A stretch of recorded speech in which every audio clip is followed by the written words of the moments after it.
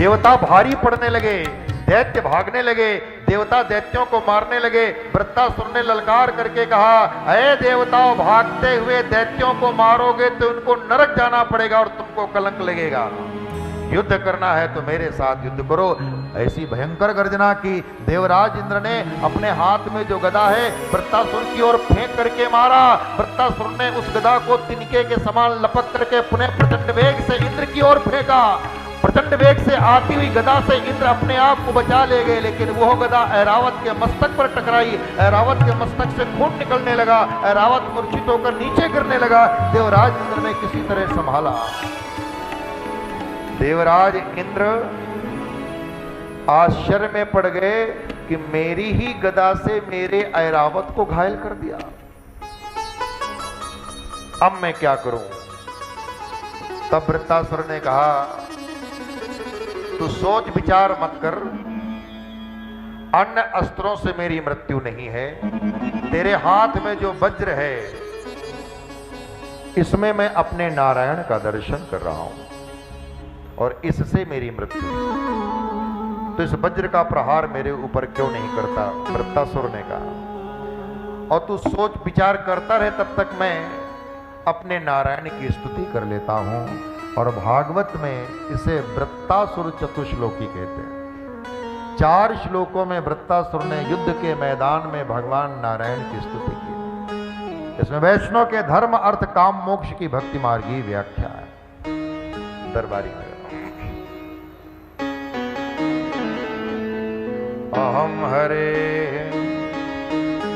तव पादैक मूल दासानुदासो भवितास्मि भूयः मनः स्मरेता सुपतेर्गुणांस्ते गृणीत वा कर्म करोतु कायः। हे हरि, मैं आपका दास बनने की तो योग्यता नहीं रखता, लेकिन जो आपके दास हैं मुझे उनका दास बना दीजिए। मतलब मुझे दासानुदास बना दीजिए। हे कृपालु, मेरे कान सदैव आपकी कथा का पान करते रहे, ये दृष्टि सदैव आपका दर्शन करती रहे, ये जिह्वा सदैव आपके नाम का गुणगान करती रहे, हाथों से आपकी सेवा होती रहे, चरण चल करके तीर्थ में सत्संग में जाएं। यही वैष्णव का धर्म है। उसका मन और इंद्रियां भगवान में ही लगी रहती। अर्थ क्या है? न नाक पृष्ठम न च पारमेष्टम न सार्वभौम न रसा न योग सिद्धिर न पुनर्भव समंजसत्वा विरहये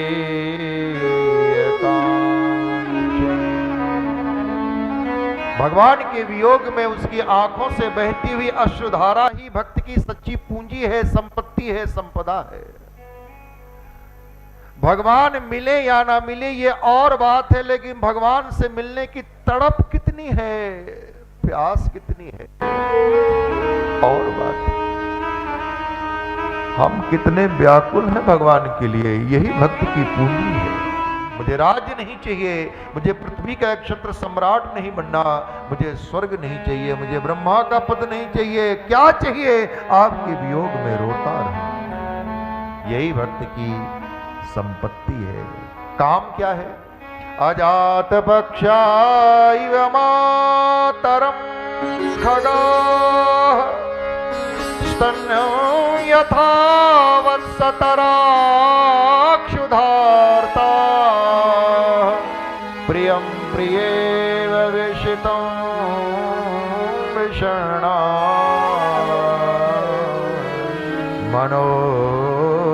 मनोर्विन्दाक्षति दृक्ष्यते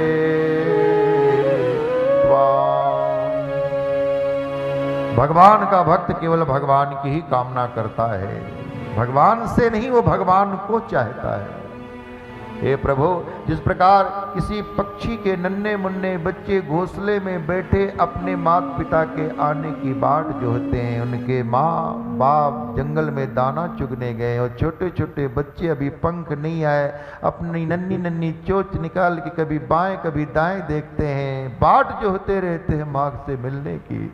जिस प्रकार एक भूखा बछड़ा, नन्हा बछड़ा, उसकी गैया मैया जंगल में चारा चरने को गई है, वो बछड़ा उसी राह को निहारता रहता है जिस राह से उसकी माँ गैया मैया आती है जाती है। जिस प्रकार वो बछड़ा अपनी माँ से मिलने को आतुर है, जिस प्रकार प्रभु एक नव्य नवोढ़ा दुल्हन का वो पति शादी के ठीक उपरांत धन कमाने के लिए परदेश में चला जाता, वो नव्य वधूटी अपने प्रवासी प्रीतम से मिलने के लिए जिस प्रकार उत्कंठित रहती है, हे प्रभु मेरा मन आपसे मिलने को उसी प्रकार उत्कंठित है। यही वैष्णव का काम। मोक्ष क्या है? ममोत्तम श्लोक जनेषु सख्यम संसार चक्रे भ्रमतः स्वकर्म भी तन्मायात्मात्मजदार्गेष्व सत्यचित्तस्य ननात् भूयात्। मोक्ष क्या है? सत्संग ही भक्ति मार्गीय मोक्ष है। सगुणोपासक मोक्ष न ले। भगवान का भक्त मोक्ष नहीं, भगवान की भक्ति चाहता है। हे प्रभु, मेरे प्रारब्धानुसार, मेरे कर्मानुसार मुझे जिस भी योनि में जन्म लेना पड़े, मुझे कोई शिकायत नहीं, बस इतनी प्रार्थना कि आप नहीं मिले कोई बात नहीं, लेकिन आप जिन संतों को भक्तों को मिले हैं, ऐसे संतों का मुझे सत्संग मिले। यही भक्ति मार्गी है। 4 श्लोकों में वृत्तासुर ने भगवान नारायण की स्तुति किया है और फिर इंद्र के साथ संग्राम हुआ और इंद्र ने वज्र के द्वारा वृत्तासुर के मस्तक को काट दिया। वृत्तासुर के शरीर से निकला हुआ तेज भगवान नारायण में मिल गया। वृत्तासुर की सदगति हुई। यह सुनकर के राजा परीक्षित ने सुखदेव से कहा, भगवान गुरुदेव, था तो वह असुर वृत्तासुर, लेकिन जिन शब्दों में उसने भगवान की स्तुति की उससे तो वह भगवान का बड़ा भक्त लगता है। वो कौन है? तब भगवान सुखदेव ने वृत्तासुर के पूर्व जन्म की कथा सुनाई। ये राजा चित्रकेतु है। इसके शतद्युति अनेक रानियां थी, लेकिन किसी भी रानी को बेटा नहीं था। एक बार इसके यहां देवर्षि नारद और अंगिरा पधारे। राजा चित्रकेतु ने संतों से बेटा मांगा। संतों ने कहा बेटा तो होगा, लेकिन हर्ष और शोक दोनों उत्पन्न करने वाला।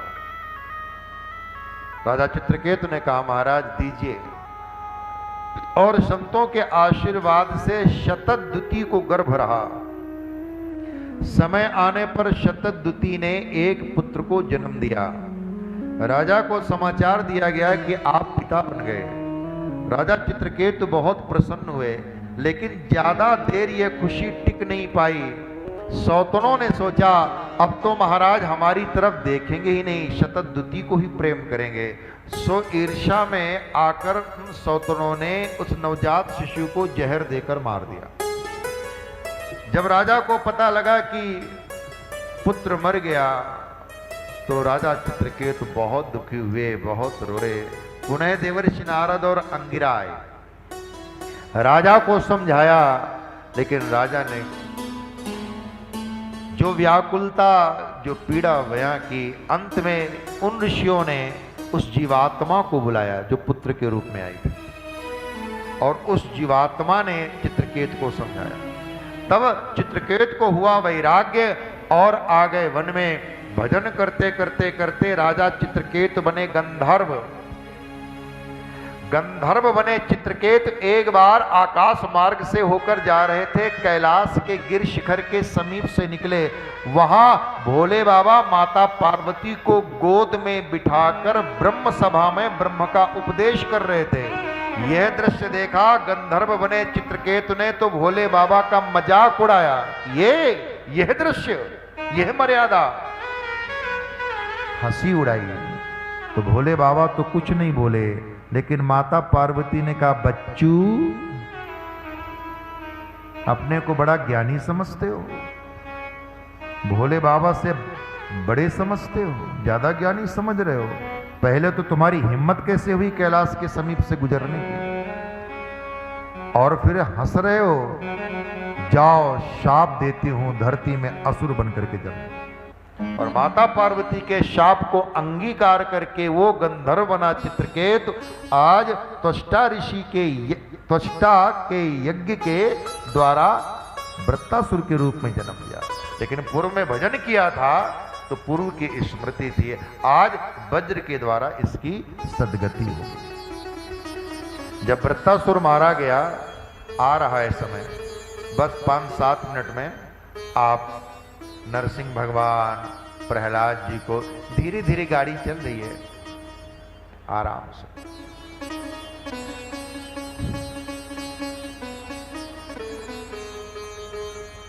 आप सब भगवान की नजर में, भगवान नारायण देख रहे हैं आपको। आहा, बड़े भाग्यशाली हैं आप लोग। पुरुषोत्तम मास की पहली कथा हमारी, और निजामाबाद में कलकत्ता वाले पहले मांग रहे थे, हमने कहा नहीं, हम पहले निजामाबाद जाएंगे, और हमारा फैसला सही था। बड़े प्रेमी श्रोता हैं आप लोग, भाग्यशाली श्रोता हैं। यद्यपि हमारे कलकत्ता वाले जो भक्त हैं बड़े ही अनुरागी हैं, बड़े ही प्रेमी हैं, लेकिन आप लोगों ने पहला नंबर ले लिया है। पहली बार में पहला नंबर ले लिया, वहां तो चौथी या 5वीं कथा होगी शायद। मैं सच कह रहा हूं, व्यासपीठ पर बैठा हूं, केवल आपको प्रसन्न करने के लिए नहीं कह रहा हूं। सच में आप लोग भाग्यशाली हैं, कथा प्रेमी हैं। वक्ता नहीं बोलता, श्रोताओं का भाव बुलवा देता है। श्रोताओं का भाव जैसा होता है वैसे ही वक्ता खिलता है और खुलता है। वैसे ही वक्ता की वाणी की खुशबू महक श्रोताओं तक पहुंचती है। श्रोताओं का भाव ही वक्ता को बोलने को विवश कर देता है। बोले भक्त वत्सल भगवान की। जब वृत्तासुर मारा गया तो दैत्यों की माता दिति बहुत दुखी हुई, और दिति ने अपने पति कश्यप की सेवा की। कश्यप ने कहा, दिति हम तुम्हारी सेवा से प्रसन्न हैं, वरदान मांगो। दिति ने कहा, मुझे तो इंद्र को मारने वाला एक बेटा चाहिए। तो कश्यप तो अवाक रह गए। दिति, तुमने इसीलिए हमको इतनी सेवा की हमारी, कि क्या मांग रही? बोले, मुझे तो यही वरदान चाहिए, इंद्र को मारने वाला बेटा चाहिए। कश्यप ने कहा, ठीक है दिति, हम वरदान देने का वचन दे चुके हैं, तुम्हें हम 1 वर्ष का पुंसवन व्रत देते हैं। नियम पूर्वक करोगी तो इच्छित पुत्र को प्राप्त करोगी। अगर नियम में कहीं भंग हुआ तो इंद्र का शत्रु नहीं, इंद्र का बंधु मित्र ऐसा बेटा हुआ। दिति ने 1 वर्ष का पुंसवन व्रत ग्रहण किया है, नियम पूर्वक करने लगी। इंद्र को पता लगा कि मेरी मौसी, अब बहनें हैं ना दिति और दिति, मेरी मौसी मुझे मारने के लिए एक बेटा उत्पन्न करना चाहती है, इसलिए उन्होंने 1 वर्ष का पुंसवन व्रत ले रखा है। इंद्र वेश बदल करके माता दिति की सेवा करने लगे। दिति समझ नहीं पाई और अनजाने में दिति इंद्र की सेवा स्वीकार करने लगी। व्रत को पूरा होने में थोड़े ही दिन बाकी थे कि एक दिन माता दिति ने भोजन किया और शाम को जूठे मुंह सो गई। ये व्रत के नियमों का भंग था। इंद्र को मिला मौका, श्वासों के द्वारा दिति के गर्भ में प्रवेश कर गए और गर्भ के 7 टुकड़े कर दिए। लेकिन अर्चन के प्रभाव से गर्भ नष्ट नहीं हुआ, क्योंकि पुंसवन व्रत लिया है। तो इंद्र ने पुनः 7 के 7 टुकड़े कर दिए, हो गए 49। 7 to 7 कितने हुए? 49। अब पुनः टुकड़े करने को तैयार हुए तो गर्भ ने कहा, इंद्र तुम हमें क्यों मारते हो? इंद्र ने कहा, तुम हमारे शत्रु हो। गर्भ ने कहा, अब हम शत्रु नहीं हैं। इंद्र ने कहा, कैसे? बोले, माता दिति ने व्रत जो भंग कर लिया है, अब तो हम आपके बंधु हैं, मित्र हैं, हमें मत मारो। और समय आने पर दिति ने 49 पुत्रों को जन्म दिया, जो आगे चल करके मरुतगण कहलाए। 49 मरुतगण सुंदरकांड में आता है ना, हरि प्रेरित तहीं अवसर चले मरुत 49, ये भी देवता बन गए। 7वें स्कंद के आरंभ में राजा परीक्षित ने कहा, गुरुदेव ऐसा लगता है कि भगवान ने बारंबार देवताओं की सहायता की है और दैत्यों को मराया है। माता दिति के गर्भ से पराक्रमी पुत्र पैदा भी हुए तो उनको भी देव बना दिया। ये तो भगवान के पक्षपात की कथा है। यहां तो भगवान में समता नहीं दिखती। भगवान ऐसा भेद क्यों करते हैं? राजा परीक्षित के प्रश्न को सुनकर के भगवान सुखदेव ने कहा, राजन तुम प्रश्न बहुत बढ़िया करते हो। सुनो राजा, निर्गुण निराकार ब्रह्म में कोई क्रिया नहीं है, वह अकर्ता है। ऐसा करता है, वैसा करता है, हम अनजाने में उसमें क्रिया का आरोप करते हैं। वस्तुतः ब्रह्म में कोई क्रिया नहीं। और सच में हम आप लोग रोजमर्रा की दिनचर्या में न जाने कैसी कितनी गलत क्रियाओं का प्रयोग करते हैं। उदाहरण के रूप में, गाड़ी स्टेशन में आकर खड़ी हुई, सहयात्री ने पूछा कौन सा स्टेशन आया? आपने कहा हैदराबाद आया। अब आप बताओ, हैदराबाद आया है कि आप हैदराबाद आए हो? हैदराबाद ने आने जाने की तो कोई क्रिया नहीं की। हैदराबाद जहां है वहीं है। आए आप हैदराबाद, आने की क्रिया आपने की है और कह रहे हैं हैदराबाद आया। ब्रह्म में कोई क्रिया नहीं। तो जब क्रिया ही नहीं है तो भेद का सवाल ही नहीं उठता। यह हुआ ज्ञानियों का मत, ब्रह्मवादियों का मत। भक्तों ने कहा इसका समाधान हमारे पास है। अच्छा, आपके पास क्या समाधान है? बोले हमारे भगवान क्रिया नहीं करते, हमारे भगवान लीला करते हैं। और लीला करते समय जो क्रिया होती है, क्रिया में भले ही भेद हो लेकिन भाव में भेद नहीं है। मतलब जिसे मारते हैं उसे भी तारते हैं और जिसे बचाते हैं उसे भी तारते हैं। यही समझाने के लिए सुखदेव जी ने प्रहलाद चरित्र सुनाया।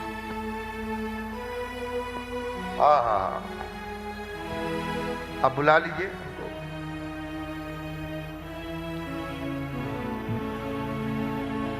भगवान सुखदेव ने कहा, राजा परीक्षित, जब पांडवों के राजसूय यज्ञ में अग्र पूजा द्वारकानाथ भगवान श्री कृष्ण की होगी, यह निर्णय हुआ, तो यह निर्णय शिशुपाल को सहन नहीं हुआ।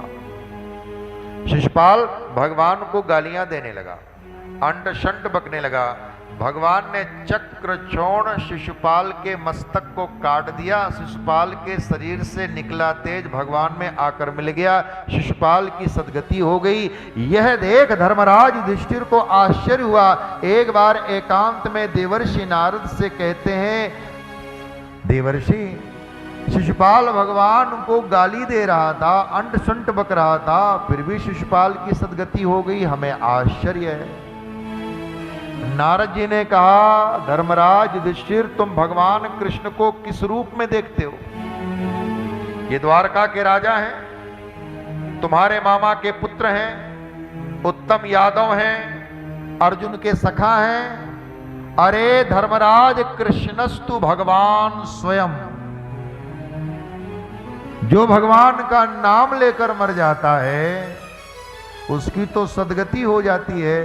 तो जरा सोचो, जो भगवान का दर्शन करता हुआ, भगवान का नाम लेता हुआ और भगवान के हाथों ही मारा जाए, उसकी सदगति में क्या आश्चर्य। और जानते हो शिशुपाल कौन था? वही दोनों जय विजय भगवान के पार्षद जो 3 जन्म में बैर भाव से भज करके और मुक्त होने वाले हैं। पहले जन्म में ये दोनों रावण और कुंभकर्ण हुए। भगवान श्री राम पहले जन्म में दोनों ये हिरण्याक्ष और हिरण्यकश्यप हुए। दूसरे जन्म में ये दोनों रावण और कुंभकर्ण हुए और तीसरे जन्म में ये दोनों शिशुपाल और दंतवक्त्र हुए। शिशुपाल और दंतवक्त्र का उद्धार भगवान श्री कृष्ण ने किया। राम और रावण का उद्धार भगवान श्री राम ने किया।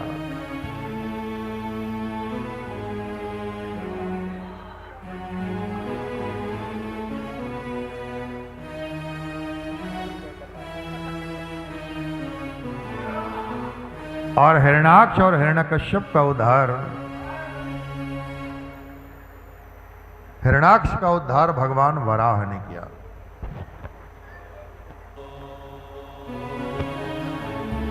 जब भगवान वराह ने हिरण्याक्ष का उद्धार किया तो माता दिति बहुत दुखी हुई। हिरण्यकश्यप ने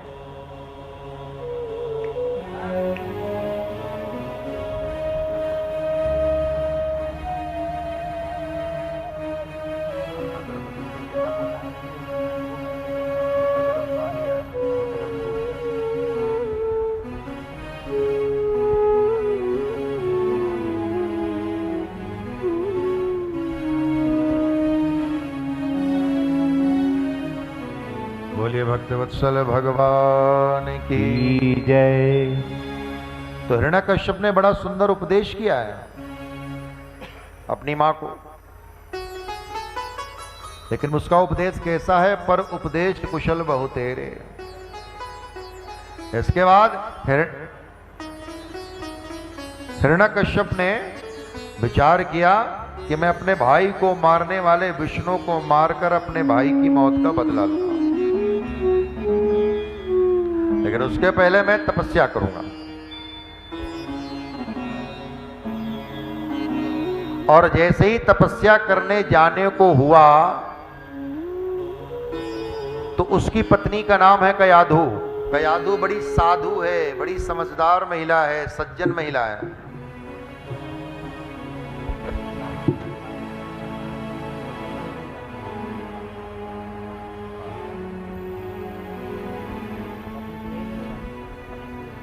बड़ी समझदार महिला है, साधु महिला है। कयाधु ने कहा, कहां जा रहे हो? हिरण्यकश्यप ने कहा, तपस्या करने जा रहा हूं। कब तक लौटोगे? कब तक लौटूंगा? अरे ब्रह्मा जी को प्रसन्न करने जा रहा हूं, तपस्या करने जा रहा हूं। जब तक ब्रह्मा जी प्रसन्न नहीं होंगे तब तक नहीं लौट कर आऊंगा।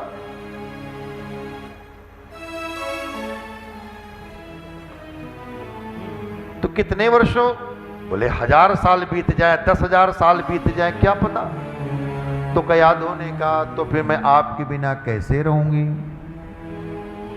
इतने वर्ष आपके बिना कैसे रहूंगी?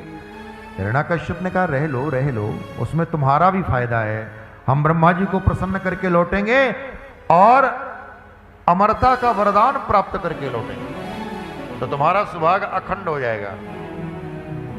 और हिरण्यकश्यप दिति को समझा बुझा करके मंदर पर्वत में तपस्या करने को आता है। यहां देवताओं ने अपने देवगुरु बृहस्पति से कहा, गुरुदेव वो हिरण्यकश्यप तपस्या करने गया है, ऐसा कुछ कीजिए कि वो तपस्या ना करने पाए। तो देवगुरु बृहस्पति तोते का रूप लेकर आए और जहां हिरण्यकश्यप तपस्या कर रहा था वहीं पास में एक वृक्ष की डाल पर बैठकर नारायण नाम संकीर्तन करते हैं। भजमन नारायण नारायण हरि हरि, नारायण हरि हरि हरि, भजमन नारायण नारायण हरि हरि, भजमन नारायण नारायण हरि हरि, नारायण नारायण हरे हरे, भजमन नारायण नारायण हरि हरि। नारायण नाम संकीर्तन करने लगे।